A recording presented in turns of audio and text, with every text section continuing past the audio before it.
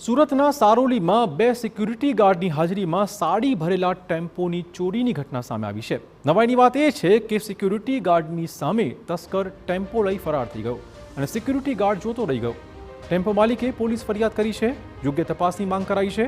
આ સાથે ટેમ્પો માલિકે માર્કેટની જવાબદારી ગણાવી, કારણ કે પાર્કિંગના પૈસા ચૂકવ્યા બાદ પણ ચોરીની ઘટના બની।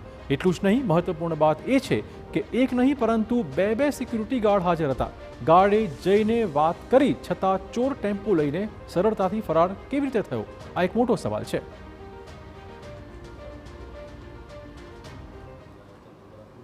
ये शनिवार को रात को 11:30 बजे लगभग आदमी लोग यहाँ गाड़ी भर के खड़ी करके चले गए थे।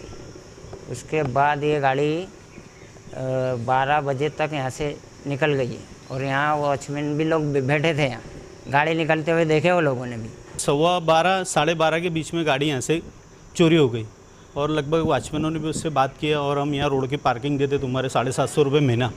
और ये परिस्थिति ऐसी है, घटना घट गई कि मार्केट की जवाबदारी बनती है, क्योंकि वो लोग चार्ज ले रहे, पार्किंग चार्ज ले रहे।